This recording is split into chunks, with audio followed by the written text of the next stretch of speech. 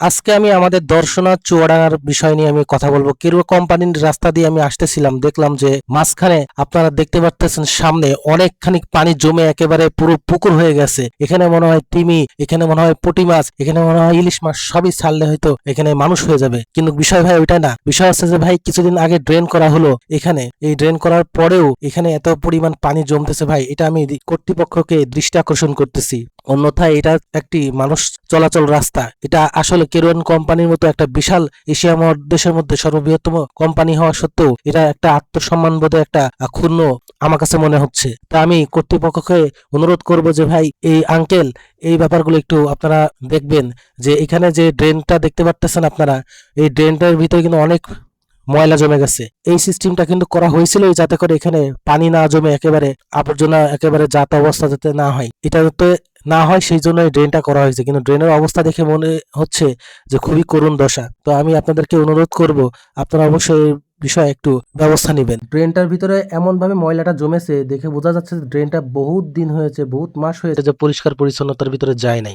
আর একটা ড্রেন আমাদের অনেকগুলো প্রবলেম আছে দর্শনের ভিতরে, আমি সেই প্রবলেমগুলো আজকে, সেই রাস্তাগুলো আজকে আপনাদের সামনে তুলে ধরবো যাতে করে কর্তৃপক্ষের দৃষ্টি আকর্ষণ করতে পারি যে এই ব্যাপারগুলো কেন এড়িয়ে যাওয়া হয়েছে। যদিও আওয়ামী লীগের সময় এই বিষয়গুলোর সমাধান হওয়ার একটা কথা ছিল কিন্তু সেটা হয়নি। যেমন কিছু অস্বাভাবিক কিছু পরিবেশ কিন্তু আমাদের, বিশেষ করে আপনি যখন ক্লাব মাঠের দিকে যাবেন, যারা দর্শনের বাসা তারা কেরোয়ান কোম্পানি ক্লাব মাঠ কোনটা নিশ্চয়ই চিনেন, সেখানে আমি যাইতেছি। তার আগে আমি কিছু কথা বলতে চাই। এই কথাগুলো হচ্ছে অনেক মাঠ, অনেক জায়গা, স্থান এমন ভাবে পড়ে আছে যেটা কিনা কোনো কেরোয়ান কোম্পানি কাজে লাগতেছে না। বিশেষ করে 12 মাসের মধ্যে 13 মাসই পড়ে থাকে, এরকম একটা অবস্থা। এইসব স্থানগুলো কিন্তু চাইলে পারে পর্যটক কেন্দ্র বানাতে পারে। কেরোয়ান কোম্পানি যখন সারা বছর যেহেতু চলে না, সেহেতু যে টাইমটা বন্ধ থাকে ওই টাইমে দেখা যাচ্ছে পর্যটক মানুষ এখানে ঘুরতে আসে, কিছুটা ইনকাম কিন্তু কেরোয়ান কোম্পানি এই সুযোগে করতে পারে। যেমন কিছু প্লেস আপনারা ডানে বায়ে দেখতে পারলেন যে একটা মাঠ আছে, ওই মাঠটা কিন্তু পড়েই থাকে, ওইখানে কিন্তু একটা সুন্দর একটা বসার স্থান বা একটা বাচ্চাদের একটা খেলার একটা ব্যবস্থা করে দেওয়া, যেটা কিনা আপনার হচ্ছে কিছু টিকিটের বিনিময়ে তারা ঢুকতে পারবে। তাহলে কিন্তু একটা মোটা একটা অঙ্ক কিন্তু আর্নিং এর একটা ব্যবস্থা হয়ে যায়। এছাড়াও কেরোয়ান কোম্পানির উন্মুক্ত খেলার জন্য তো কেরু ক্লাব মাঠ থেকে শুরু করে বাজার মাঠও রয়েছে। এখন যে রাস্তাটা আপনারা দেখতে পারতেছেন, এই রাস্তাটা কিন্তু বেশি দিন হয়নি যে রাস্তাটা করেছে, 1-1.5 বছরও হয়নি আমার জানা মতে। আর আমি এখানে যেহেতু থাকি আশেপাশেই, সেহেতু আমি শিওর বলতে পারি এই রাস্তাটা কিন্তু আপনারা অন্যান্য অংশের দিকে তাকালে বুঝতে পারতেছেন একদম নতুন, তার মানে ওই রাস্তাটা ভালো। তো যাই হোক, আমরা এই দিকে চলে আসলাম।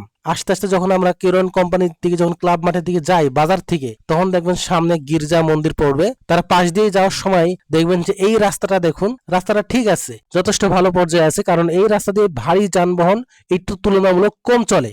যে পরিমাণে চলে, সামনে যে রাস্তাটা আপনারা দেখতে পারতেছেন এই রাস্তাটা। তবে এই রাস্তার ব্যাপারে একটা কথা বলে যাই, সেটা হচ্ছে যখন কেরোয়ান কোম্পানির যারা চাকরিজীবী আছেন এখানে, তারা যখন বের হয় তারা রাস্তাতে একটু সতর্কহীন ভাবে রাস্তার উপরেই তারা জন্য বসে মিটিং এবং সেখানে গল্প গুজব শুরু করে দেয়। রাস্তা যানবাহন কিন্তু সহজে তখন যেতে পারে না, অনেক ঝামেলা হয় এখানে। তখন সবাই কর্তৃপক্ষ চুপচাপ থাকে, কেন থাকে তা বুঝতেই পারতেছেন। কিন্তু আমি সবাইকে রিকোয়েস্ট করবো যে আপনারা আপনাদের রাস্তাতে কখনো নিজেদের ব্যক্তিগত কাজে জন্য অবস্থান করে রাস্তা আটকাবেন না। আর এই পাশটা দেখুন যে ক্লাব মাঠের, ক্লাবের সামনে যে রাস্তাটা দেখতেছেন একেবারে ভাঙাচোরা, কি মানে নেচাকার অবস্থা, মানে হাতে না হাতে আপনি সচক্ষে না দেখলে বুঝতে পারবেন না। ক্যামেরা যতটুকু চেষ্টা করছি বোঝানোর চেষ্টা করতেছি, এখান থেকে কিন্তু বেশি একটা অংশ খারাপ তা না। রাস্তা কিন্তু কিছুদিন আগেই সব ঠিক করা হয়েছিল, 1 বছরও ঠিক মতো হয়নি, 1 বছর হয়েছে তার, ওই সময় জাস্ট এই পর্যন্ত হয়েছে যে আমার এই যে ভাঙাটা শেষ হলো এই পর্যন্ত রাস্তাটা কমপ্লিট করে, তারপরে আর কোনো কমপ্লিট করে নাই। কিন্তু এইটুকু রাস্তা কেন বাদিয়ে রাখলো, এই ব্যাপারটা আমার প্রশ্নবিদ্ধ। যদি এটা কেরো কোম্পানির অংশের ভিতরে পড়ে,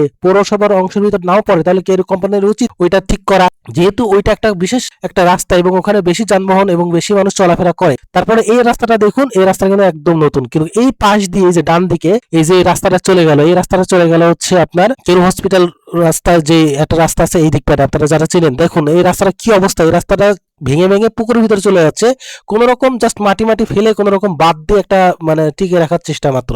আমি দৃষ্টি আকর্ষণ করবো এই রাস্তার মেরামত করার যাদের দায়িত্ব আছে বা যাদের কর্তব্য আছে, সেটা পৌরসভা অথবা কেরু কোম্পানির যারই ডিভিশনের ভিতরে থাক না কেন, আমি কর্তৃপক্ষ রিকোয়েস্ট করবো যে আপনারা এটা অবিলম্বে ব্যবস্থা নিন। এটা অনেক বছর হয়ে গেছে, অনেক বছর, 5-6 বছর 10 বছর বললে ভুল হবে না, যে এই রাস্তাটা এত বেহাল দশা এরকম অবস্থায় আছে, কোন রকমের আপনার হচ্ছে রাস্তাটা মেরামত করা হয়নি। এই রাস্তাটাকে অবিলম্বে মেরামত করার জন্য অনুরোধ করব, কারণ এখানকার যে বাসিন্দারা আছে তাদের চলাচলও কিন্তু এটা বেশ কষ্টসাধ্য, এবং রাত্রে কিন্তু এই রাস্তা দিয়ে আপনার ঠিকমতো চলা যায় না, কারণ একটা মানুষ পায়ে হোঁচট খেয়ে একটা বিকলাঙ্গ অবস্থায় তার শরীরে একটা আঘাত পেতে পারে, যাতে সে ক্ষতিগ্রস্ত হবে চরম আকারে। তা আমি রিকোয়েস্ট করব, সমস্ত রাস্তা ঠিক থাকা সত্ত্বেও এই রাস্তাটা কেন ঠিক করা হলো না, এটা আমি কর্তৃপক্ষের কাছে একটা অনুরোধ জানাচ্ছি এটা দেখার জন্য।